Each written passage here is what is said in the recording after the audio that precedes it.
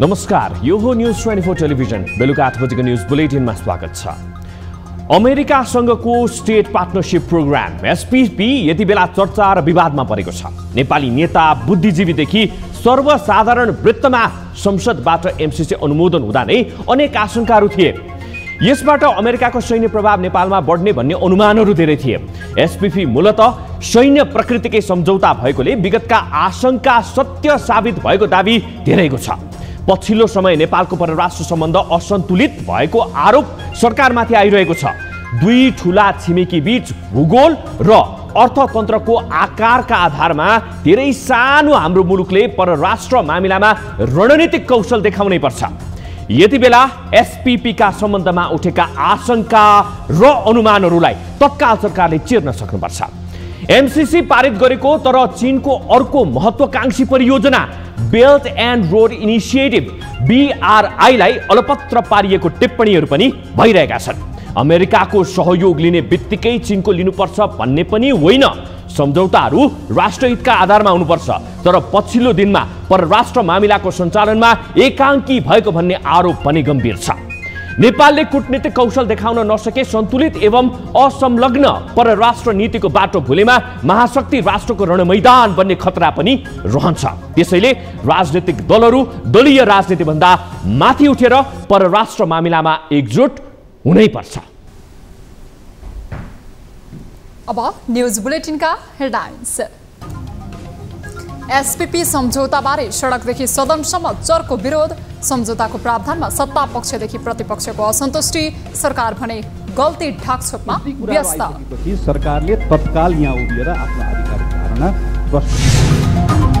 अर्थमन्त्री जनार्दन शर्मा मुछिएको विवाद पेचिलो भन्दै मन्त्री बर्खास्ती र घटना छानबिन हुनुपर्ने एमालेको माग। सत्ता पक्षद्वारा बेवास्ता। सदनमा आएर अर्थमन्त्रीले सामना गरिसक्नुभयो। तरलता अभावको समस्या जटिल बन्दा कर्जा प्रवाह नै प्रभावित। अध्ययन नगरी जग्गा राखेर धितो पाउने प्रावधानमा गरिएको बन्देजले व्यवसायी मर्कामा। अब यसरी त उद्यमी व्यवसायीहरू त अत्यन्तै चिन्तित हुनु स्वाभाविक नै। राष्ट्रिय गौरवको बुढी गण्डकी आयोजनाको लागत चुलिँदै। आर्थिक लगायतका अवरोधले लागतमा अस्वाभाविक वृद्धि। आयोजनाको भविष्य नै अन्योलमा रहेको विश्लेषण।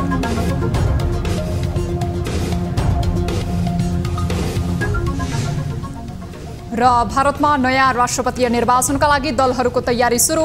जुलाई 18 मा हुने निर्वाचनको नतिजा हात मार्न सत्ता पक्ष र प्रतिपक्ष प्रतिस्पर्धामा।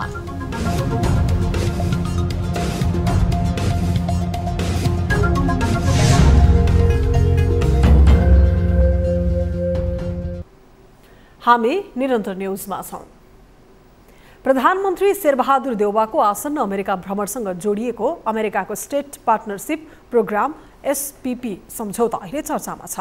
सरकारले यो सम्झौता स्वीकार लागेको भन्दै सडकदेखि सदनसम्म चर्को विरोध पनि भइरहेको हो। जनस्तरबाट यस सम्झौतालाई आशंकाको दृष्टिले हेरिएपछि सरकार यति बेला सम्झौताबारे ढाकछोप गर्ने प्रयासमा लागेको छ। एक रिपोर्ट। नेपाली सेना र अमेरिकी रक्षा मन्त्रालय बीच हुन लागेको भनिएको स्टेट पार्टनरशिप प्रोग्राम एसपीपी सम्झौताको मस्यौदा सार्वजनिक भएसँगै यसको चर्को विरोध भइरहेको छ। एमसीसीको विषय सेलाउन नपाउँदै सैन्य शक्तिसँग सम्बन्धित अमेरिकाले आफ्नो प्रतिस्पर्धी विरुद्ध प्रयोगका लागि हर सम्भव प्रयास गरिरहेको आम नागरिकको समेत बुझाइ छ। अमेरिकी सेना नेपालमा आउने एउटा चाहिँ सम्झौता हुन्छ, यो हुने चाहिँ बुझाइ छ। नेपालको फाइदाको लागि होइन, उसको आफ्नो स्वार्थको लागि चाहिँ नेपालमा सैनिक अड्डा खोल्ने उसको धारणा हो। यो चाहिँ राम्रो होइन।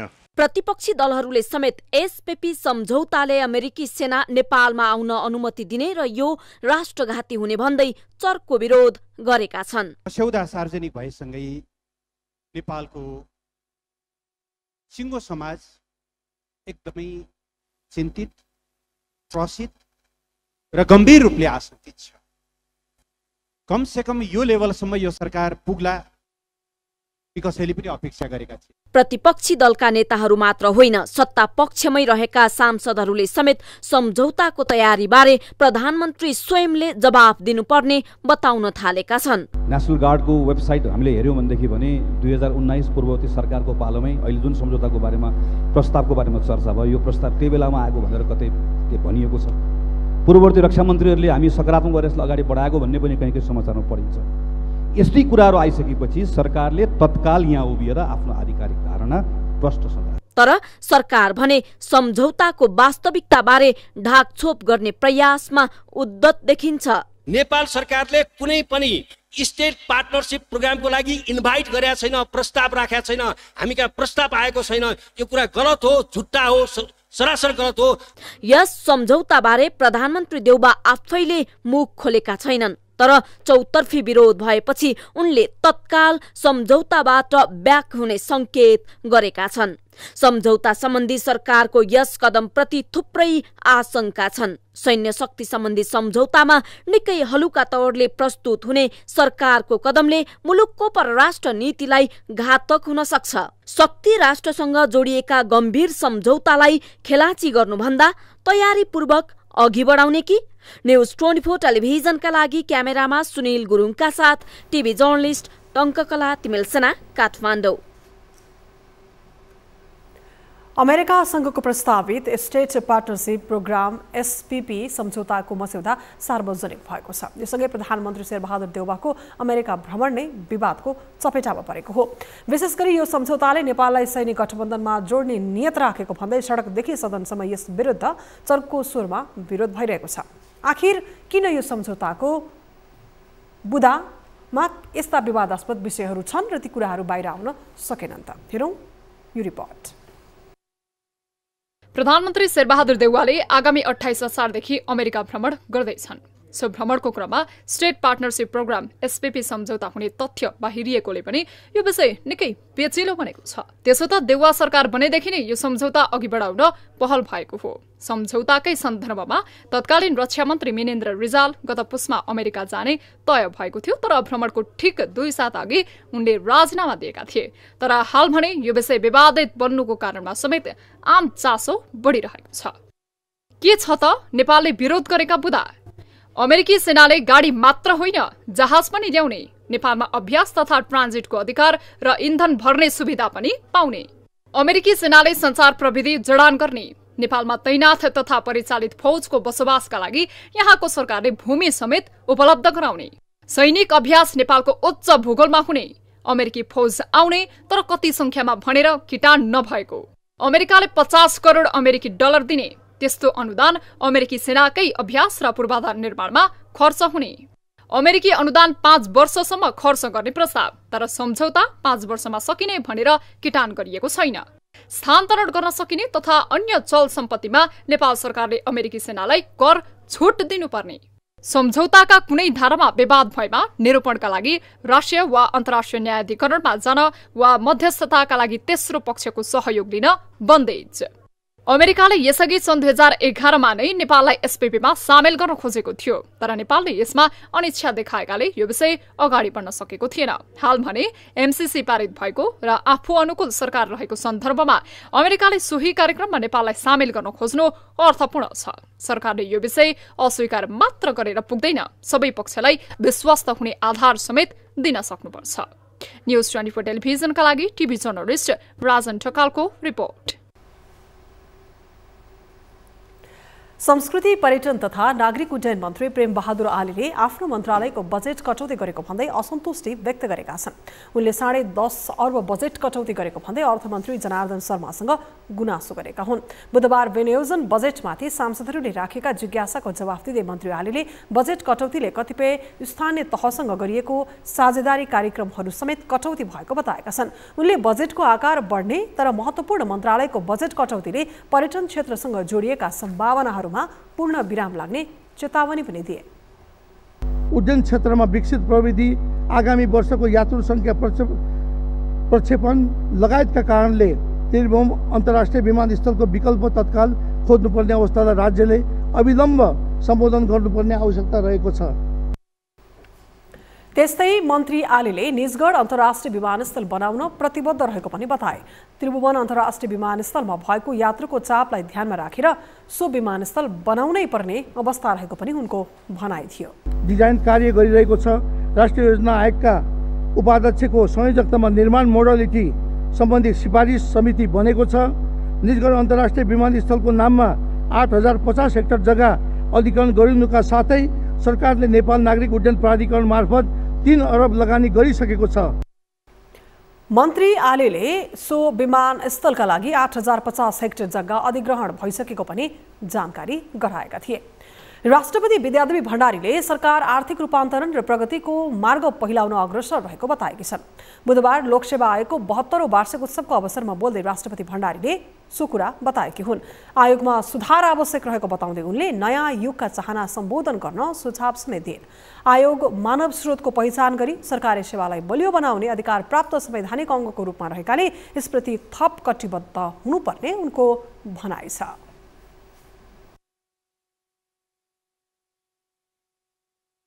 जनताको समृद्धिको आकांक्षा सम्बोधन गर्न सक्ने र सोही अनुरूप कर्तव्य पालन गर्न सक्ने मानव स्रोतको पहिचान गरी सरकारी सेवालाई बलियो बनाउने अधिकार प्राप्त संवैधानिक अङ्गको रूपमा रहेको लोकसेवा आयोगले समेत त्यसलाई आत्मसात गर्दै आफ्नो दायित्व पूरा गर्न कटिबद्ध हुनेछ भन्ने मैले विश्वास लिएको छु। राष्ट्रपति भण्डारीले चुस्त व्यवस्थापकीय, क्षमतायुक्त, इमानदार, कर्तव्यनिष्ठ र दक्षता सहितका जनशक्ति विकासमा यथेष्ट ध्यान पुर्याउन आवश्यक रहेको पनि औल्याएका थिए। राष्ट्रिय प्रजातन्त्र पार्टी राप्रपाले मूल्य वृद्धि नियन्त्रणको माग गर्दै प्रधानमन्त्री शेरबहादुर देउवालाई ज्ञापन पत्र बुझाएको छ। राप्रपा अध्यक्ष राजेन्द्र लिङदेनले बुधबार बालवाटार पुगेर प्रधानमन्त्री देउवालाई मूल्य वृद्धि नियन्त्रण लगायत विभिन्न माग समेटेको ज्ञापन पत्र बुझाएका हुन्। अध्यक्ष लिङदेनको नेतृत्वमा गएको राप्रपा प्रतिनिधि मण्डलको टोलीले राजनीतिक, समसामयिक र जनजीविकाका विभिन्न 22 बुँदे माग राख्दै प्रधानमन्त्री देउवालाई ज्ञापन पत्र बुझाएको राप्रपाले जनाएको छ। ज्ञापन पत्र बुझाउनका लागि राप्रपाका पूर्व अध्यक्ष प्रकाश चन्द्र लोहनी, वरिष्ठ नेता दीपक बोहरा, आन्दोलन परिचालन समितिका संयोजक समेत रहेका उपाध्यक्ष बुद्धिमान तामाङ सहितका पदाधिकारीहरू प्रधानमन्त्री निवास बालवाटारमा पुगेका थिए।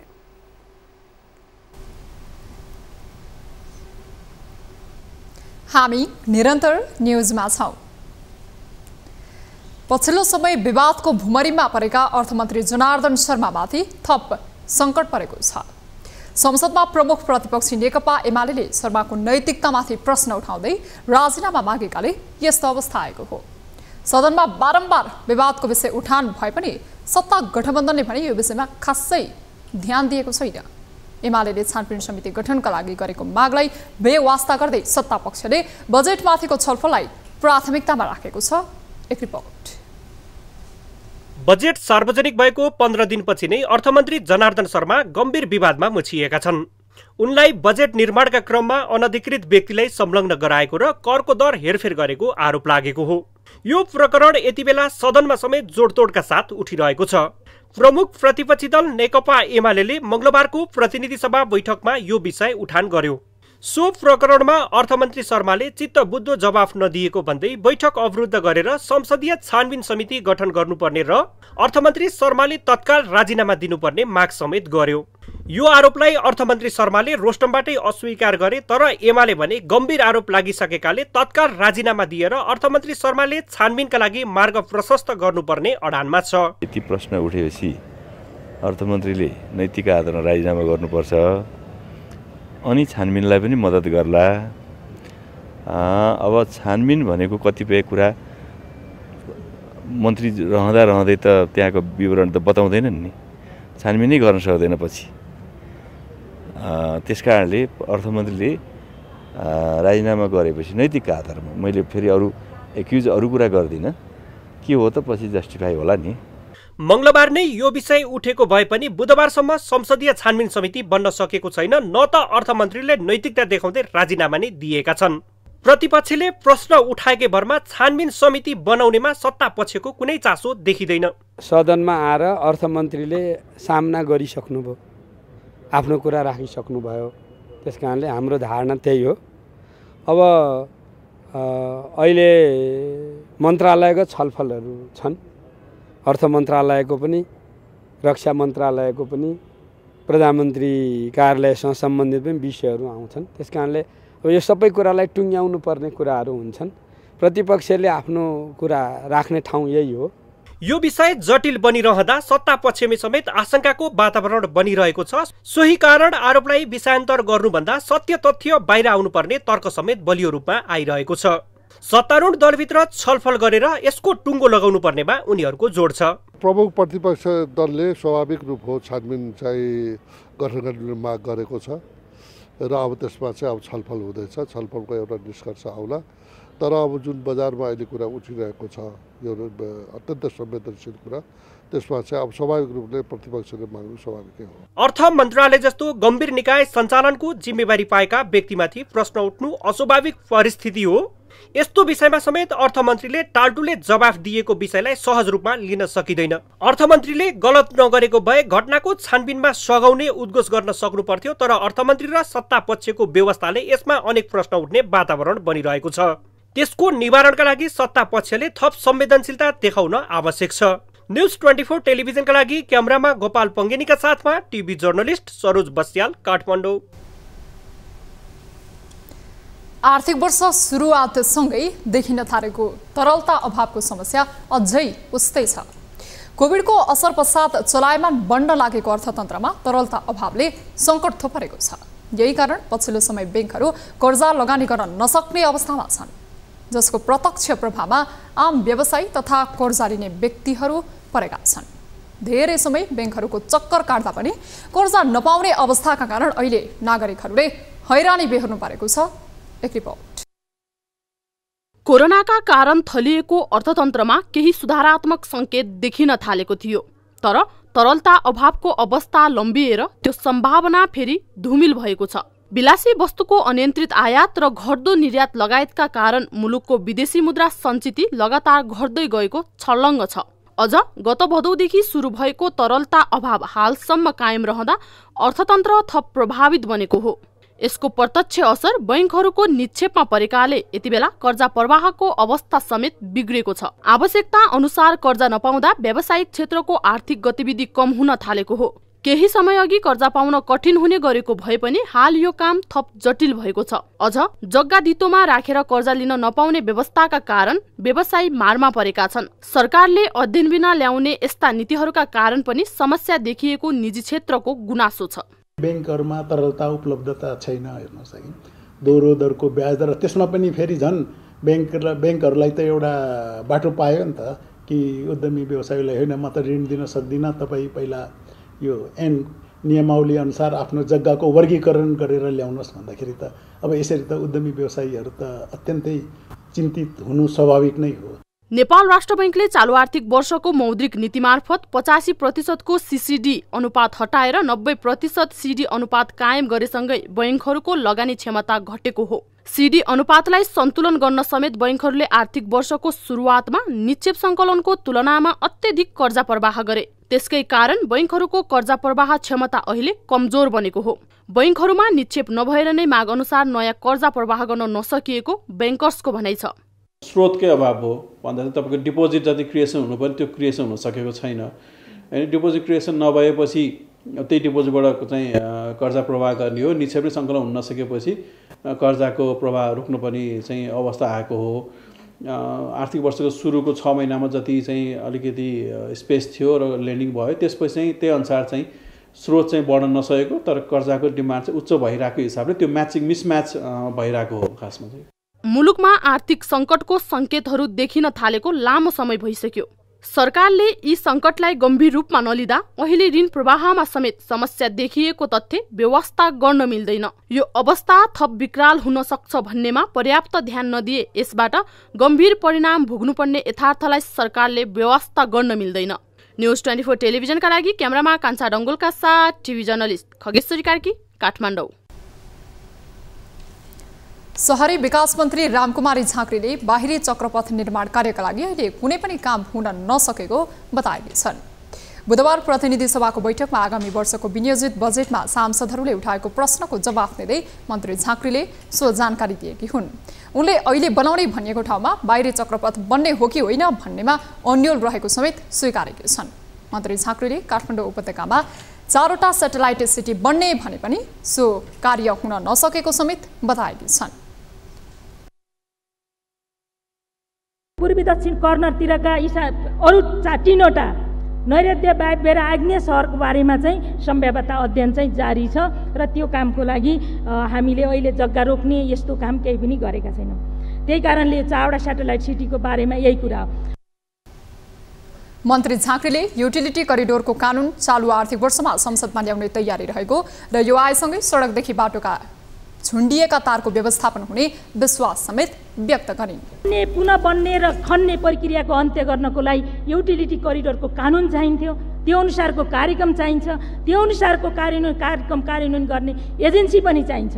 त्यही कारणले यो वर्ष युटिलिटी करिडोरको कानुन हामीले अब पार्लियामेन्टमा यही चालु अबमा यही सेसनमा नै ल्याउनको लागि तयारी अवस्थामा छ र त्यही कानुन सँगसँगै यो वर्ष केही काम मोडलको हिसाबले गर्न सकिन्छ कि भनेर युटिलिटीका करिडोरको कानुनलाई सँगसँगै हामीले कार्यक्रम पनि राखेका छौँ।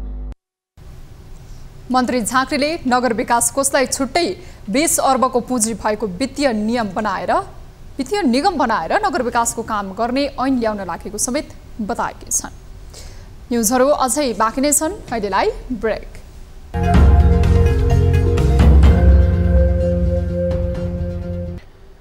हामी निरन्तर न्युजमा छौं। बुढी गण्डकी जलविद्युत आयोजनाले राष्ट्रिय गौरवको आयोजनाको मान्यता पाएको छ। यो परियोजना सम्पन्न हुन सके नेपालको जलविद्युत क्षेत्रमा ठूलो सफलता हात लाग्ने थियो। तर काममा आउने गरेको बाह्य प्रभावले आयोजना हरेक वर्ष महँगो बनिरहेको छ। विगतमा 1 खर्बमा बन्ने भनिएको आयोजनाको लागत अहिले चुलिएको छ। तर अझै पनि आयोजना सम्पन्न हुने बारे अन्य कायमै छ। एक रिपोर्ट। विद्युत क्षेत्रमा कायापलट ल्याउने 1200 मेगावाटको बुढी गण्डकी जलविद्युत आयोजना राष्ट्रिय गौरवको परियोजनामा सूचीकृत छ। तर आयोजना सम्पन्न हुन ढिला हुँदा यसको लागत चुलिएको छ। सुरुमा सरकारले बुढी गण्डकीको निर्माण लागत 1 खर्ब रुपियाँ निर्धारण गरेको थियो। आयोजनाको डिपिआर अर्थात् विस्तृत अध्ययन प्रतिवेदनपछि 2 खर्ब 60 अर्ब निर्माण लागत निर्धारण भयो। नेपाल विद्युत प्राधिकरणले बुढी गण्डकीको लागत पुनरावलोकनपछि 3 खर्ब 31 अर्ब 94 करोड रुपियाँ तय गर्यो। तर हाल भने आयोजनाको लागत 22 अर्ब बढी हुने निश्चित भएको छ। समयमा सम्पन्न नभएकाले आयोजना दिन प्रतिदिन महँगो हुँदै आइरहेको छ भनी अर्थतन्त्रले समेत ऊर्जा क्षेत्रबाट अपेक्षित फाइदा लिन सकिरहेको छैन। धादिङ र जुन गोर्खा जिल्लामा यसको कार्यक्षेत्र रहेको र अहिले करिब भनौँ न अहिलेसम्म 35 अर्ब रुपियाँ चाहिँ नि त्यहाँका जग्गा धनीहरूलाई चाहिँ नि क्षतिपूर्ति दिइसकेको, मुआवजा वितरण गरिसकेको अवस्था छ। सरकारले यसरी लामो समयसम्म राख्दाखेरि लागत बढ्ने, एउटा विद्युत सप्लाई हुन नसक्ने र एउटा मुलुकले जे जति चाहने थियो एउटा अर्थतन्त्रको लागि चाहिँ नि सकारात्मक किसिमले काम कारबाही जुन ऊर्जा क्षेत्रबाट हुन नसक्ने अवस्था यसरी कम्पनी राख्दाखेरि चाहिँ नि देखिन्छ। ठेकेदार मार्फत काम गर्ने कि सरकारले नै आयोजना बनाउने भनी अन्यले पनि काममा ढिलाइ भएको प्रश्न छ। यसअघि चिनिया गेजुवा कम्पनीलाई निर्माणको जिम्मेवारी दिने निर्णय खारेज भएको थियो।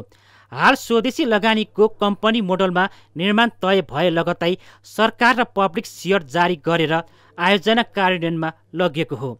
बारम्बार निर्माणको मोडल परिवर्तन, स्वामित्व एवं स्रोत पहिचान अभावले बुढी गण्डकीको निर्माण अवधि लम्बिरहेको छ।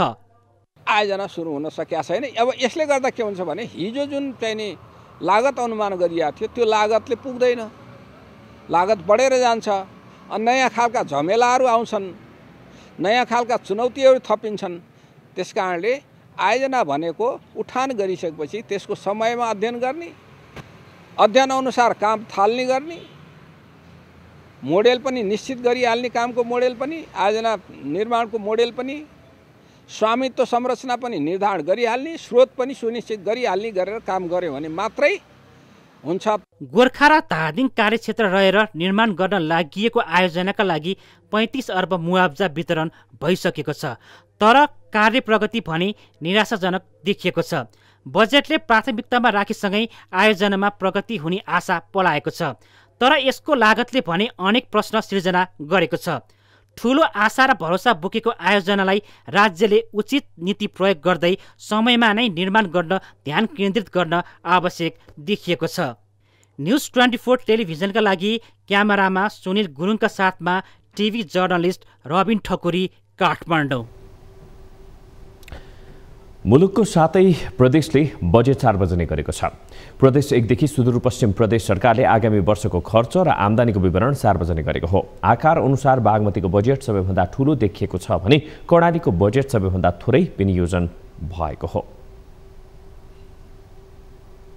प्रदेश तहका सरकारले बुधबार धमाधम वार्षिक बजेट सार्वजनिक गरेको छ। बुधबार प्रदेश 1 सभामा आगामी आर्थिक वर्षका लागि सरकारले 39 अर्ब 73 करोड 83 लाखको बजेट घोषणा गरेको हो। आर्थिक मामिला मन्त्री इन्द्रबहादुर वाङबोले उक्त आकारको बजेट प्रस्तुत गरेका हुन्। विनियोजित बजेट मध्ये स्थानीय तहमा वित्तीय हस्तान्तरण अन्तर्गत 3 अर्ब 15 करोड 15 लाख र संघीय अनुदान बचत फिर्तामा 2 अर्ब रहेको उल्लेख छ। मध्य प्रदेश सरकारले पनि आगामी वर्षका लागि 46 अर्ब 88 करोड 9 लाख 46 हजार रुपैयाँको बजेट प्रस्तुत गरेको छ। प्रदेश सभा बैठकमा अर्थमन्त्री शैलेन्द्र प्रसाद शाहले सो बजेट प्रस्तुत गरेका हुन्। प्रदेश सरकारले चालुतर्फ 21 अर्ब 76 करोड 67 लाख 95 हजार र पुँजीगततर्फ 25 अर्ब 82 करोड 20 लाख 80 हजार रहेको छ। बागमती प्रदेश सरकारले भने 70 अर्ब 93 करोड 93 लाख रुपैयाँको बजेट ल्याएको छ। आर्थिक मामिला तथा योजना मन्त्री शालिग्राम जमरकट्टेलले बुधबार प्रदेश सभामा बजेट प्रस्तुत गरेका हुन्। कुल विनियोजित बजेट मध्ये चालु खर्चतर्फ 19 अर्ब 2 करोड 41 लाख बजेट छुट्याइएको छ। गण्डकी प्रदेश सरकारले आगामी आर्थिक वर्षका लागि करिब 36 अर्बको बजेट सार्वजनिक गरेको छ। अर्थमन्त्री रामजी बरालले प्रस्तुत गरेको 35 अर्ब 90 करोड 90 लाख रुपैयाँको बजेट मध्ये चालुतर्फ 13 अर्ब 26 करोड 88 लाख र पुँजीगततर्फ 22 अर्ब 14 करोड 1 लाख विनियोजन गरिएको छ। लुम्बिनी प्रदेश सरकारले भने 42 अर्ब 63 करोड 57 लाख रुपैयाँको बजेट ल्याएको छ। बुधबार लुम्बिनी प्रदेशका आर्थिक मामिला तथा सहकारी मन्त्री कृष्णध्वज खड्काले बजेट प्रस्तुत गर्दै पुँजीगत बजेट 24 अर्ब 47 करोड 70 लाख 48 हजार रुपैयाँ छुट्याएको जानकारी दिए। चालु खर्चका लागि 13 अर्ब 32 करोड 76 लाख 52 हजार रुपैयाँ, वित्तीय हस्तान्तरणका लागि 4 अर्ब 83 करोड 10 लाख रुपैयाँ छुट्याइएको छ। कर्णाली प्रदेश सरकारले 32 अर्ब 61 करोड 61 लाख 63 हजार रुपैयाँ बराबरको बजेट सार्वजनिक गरेको छ। प्रदेश सरकारका अर्थमन्त्री बिन्दमान विष्टले चालु आर्थिक वर्षको तुलनामा झण्डै 4 अर्ब कमको बजेट प्रस्तुत गरेका हुन्, जसमध्ये पुँजीगततर्फ 19 अर्ब 43 करोड 5 लाख 24 हजार रहेको छ। चालुतर्फ 9 अर्ब 16 करोड 49 लाख बजेट रहेको छ। सुदूरपश्चिम प्रदेश सरकारले 36 अर्ब भन्दा बढीको बजेट प्रस्तुत गरेको छ। प्रदेशका आर्थिक मामिला मन्त्री प्रकाश बहादुर रावलले 36 अर्ब 74 करोड 64 लाख 65 हजार बराबरको बजेट प्रस्तुत गरेका हुन्। हामी निरन्तर न्युजमा छौं। लुम्बिनी प्रदेशको आर्थिक राजधानी बुटवलमा जनसङ्ख्या चाप बढीसँगै खानेपानीको चरम अभाव देखिन थालेको छ। अन्य सुविधाका लागि आकर्षक बुटवल सहर खानेपानी अभावको समस्या बेहोर्न बाध्य छ। 2052 सालमा बुटवलमा खानेपानी ल्याउने गरी पाल्पाको झुम्सा खोलामा इन्टेक निर्माण र पाइप बिछ्याउने काम सुरु भए पनि हालसम्म पूरा हुन नसक्दा खानेपानीको समस्या झन जटिल बनिरहेको छ। एक रिपोर्ट।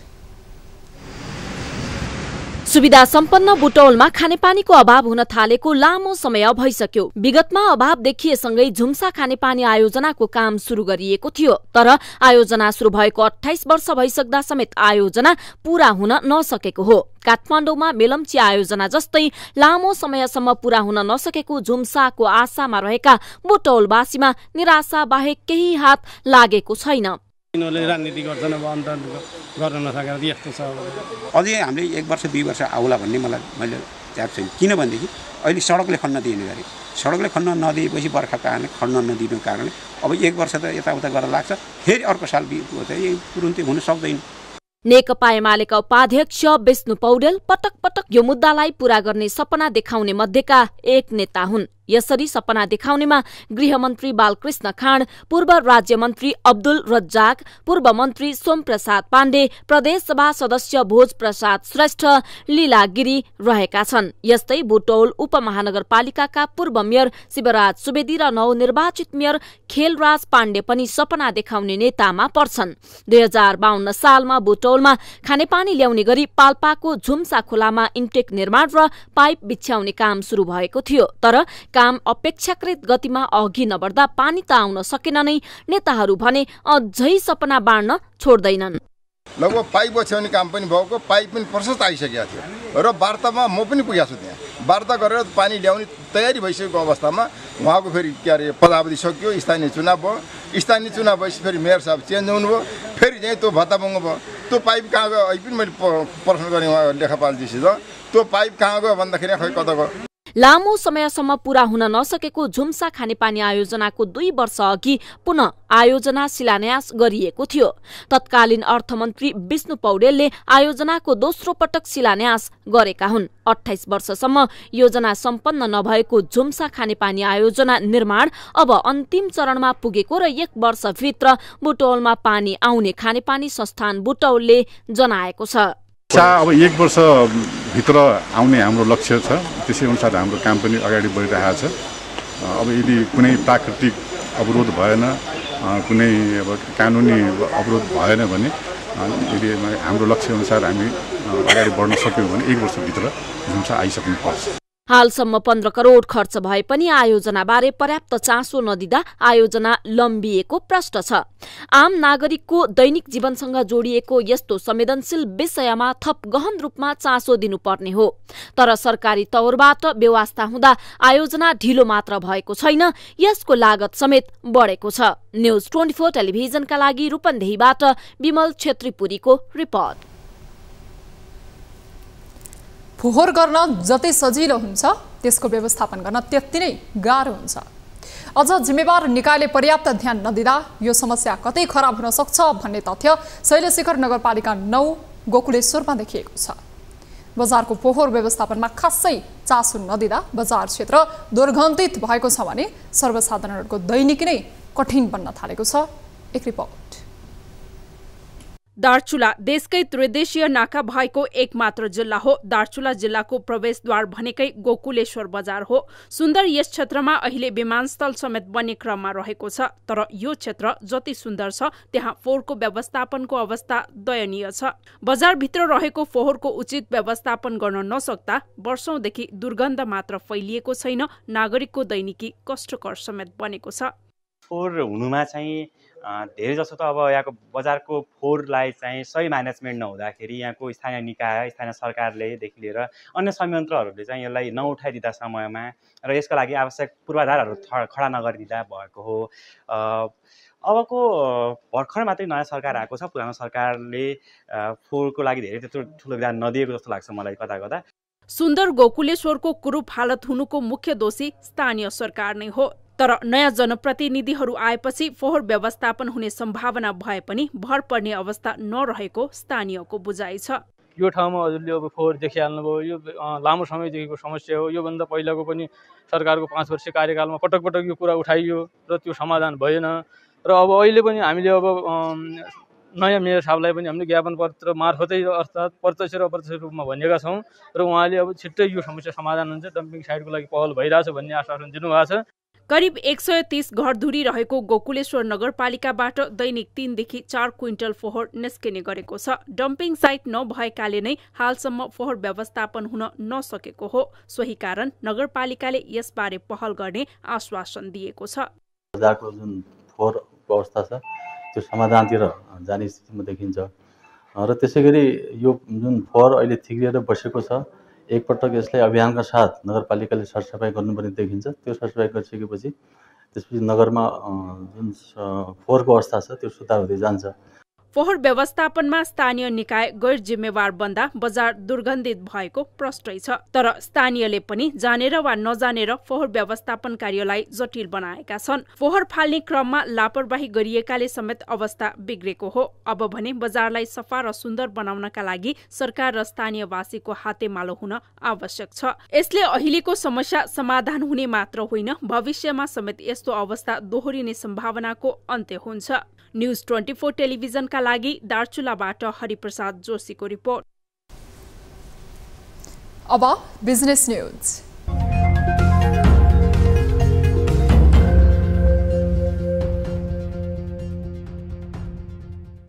साताको चौथो कारोबार दिन बुधबार शेयर बजार परिसूचक नेप्से 29.89 अङ्कले घटेको छ। बुधबार कारोबारमा आएका 229 कम्पनीको 41,82,369 किता शेयर कारोबार हुँदा 1,49,17,00,000 रुपैयाँ बराबरको कारोबार भएको छ। बुधबार कारोबारमा आएका मध्ये 173 कम्पनीको मूल्य घट्दा 20 कम्पनीको शेयर मूल्य बढेको छ भने 3 कम्पनीको मूल्यमा कुनै परिवर्तन देखिएन। बुधबार कारोबारमा आएका मध्ये सबै उपसमूह घटेका छन्, जसमध्ये व्यापार, लगानी, लाइफ इन्स्योरेन्स, जलविद्युत र फाइनान्स उपसमूहको सूचक 2% सम्मले घटेको छ। घटेको बजारमा पनि आँधीखोला र CYC लघुवित्तको शेयर मूल्य सर्किट लेभलमा बढेको छ। यस्तै बलेफी हाइड्रो लाइफ इन्स्योरेन्स कर्पोरेसनको शेयर मूल्य 8% बढीले घटेको छ।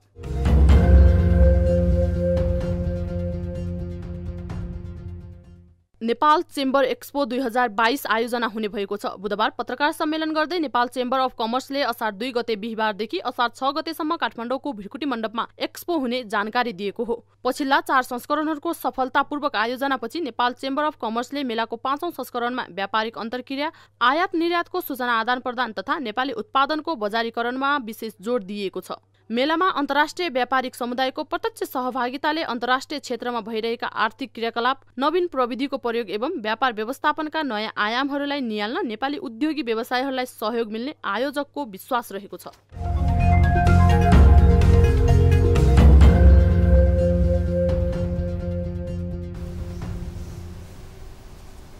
न्यूजहरू अझै बाँकी नै छन्, अहिलेलाई ब्रेक।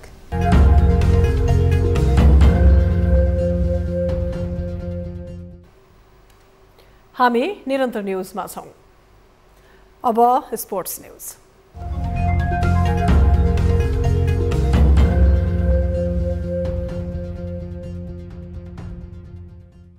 नेपाली राष्ट्रिय क्रिकेट टोलीका अलराउन्डर दिपेन्द्र सिंह ऐरी आइसिसीको T20 अलराउन्डर वरियतामा एक स्थान माथि उक्लिएका छन्।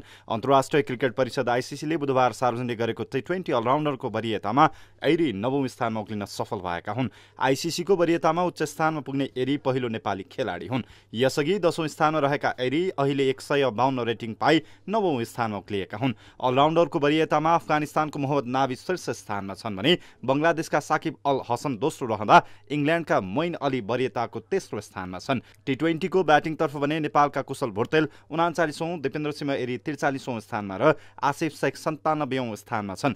T20 को बलिङतर्फ भने नेपाली राष्ट्रिय टोलीका कप्तान सन्दीप लामिछाने आइसिसीको वरियतामा 39औं स्थानमा छन्। नेपालकै अविनाश बोहरा 90औं स्थानमा छन्। ODI को वरियतामा भने उपकप्तान रोहित पौडेल 82औं स्थानमा छन्। ODI को बलिङतर्फ भने नेपाली राष्ट्रिय टोलीका कप्तान सन्दीप लामिछाने 43औं स्थानमा छन्।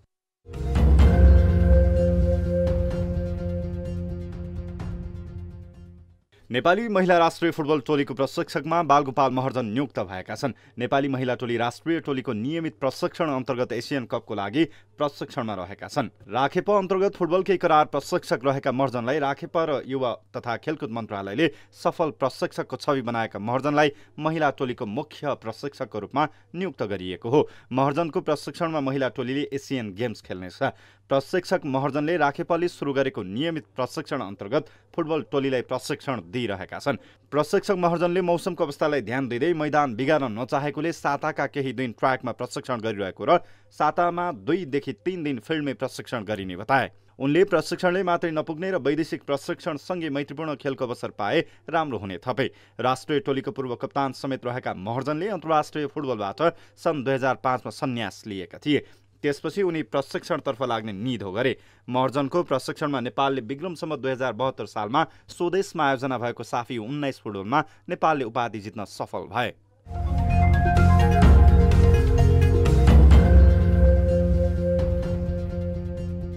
अब वेदर अपडेट।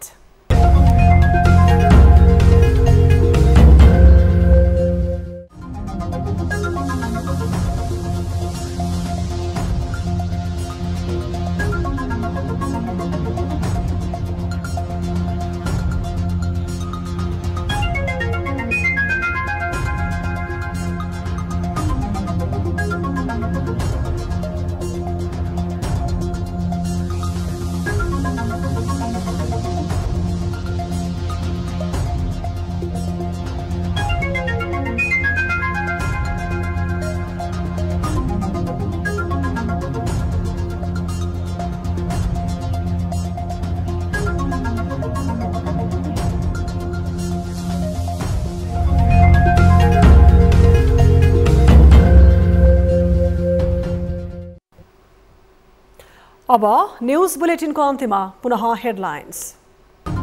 एसपीपी सम्झौताबारे सडकदेखि सदनसम्म चर्को विरोध। सम्झौताको प्रावधानमा सत्ता पक्षदेखि प्रतिपक्षको असन्तुष्टि, सरकार भने गल्ती ढाकछोपमा व्यस्त। यस्तै कुराहरू आइसकेपछि सरकारले तत्काल यहाँ उभिएर आफ्नो आधिकारिक धारणा प्रस्तुत। अर्थमन्त्री जनार्दन शर्मा मुछिएको विवाद पेचिलो बन्दै, मन्त्री बर्खास्ती र खतरा छानबिन हुनुपर्ने एमालेको माग, सत्ता पक्षद्वारा बेवास्ता। सदनमा आएर अर्थमन्त्रीले सामना गरिसक्नुभयो।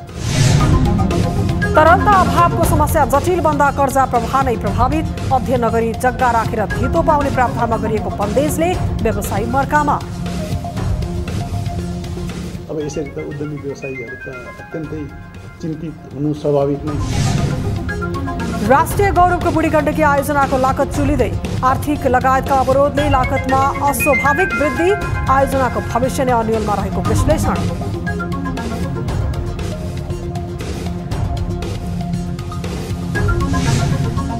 र भारतमा नयाँ राष्ट्रपति निर्वाचनका लागि दलहरूको तयारी सुरु, जुलाई 18 मा हुने निर्वाचनको नतिजा हात पार्न सत्ता पक्ष र प्रतिपक्ष प्रतिस्पर्धामा।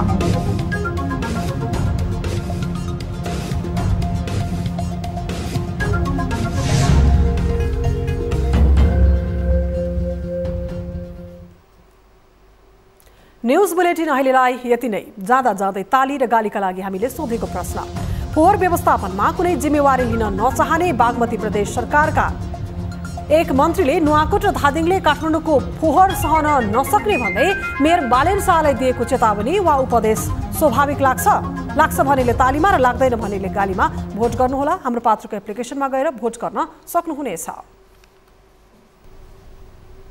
थप न्युजका लागि हाम्रो वेबसाइट www.news24nepal.com हेर्नुहोला। साथै हामीलाई फेसबुक, ट्विटर र युट्युबमा पनि फलो गर्न सक्नुहुनेछ। यस्तै मोबाइल, भाइबर र इमेलबाट 24 डेस्कमा समस्या र गुनासो गर्न सक्नुहुनेछ। अहिलेलाई बिदा दिनुहोस्। हामी निरन्तर न्युजमा छौँ। नमस्ते।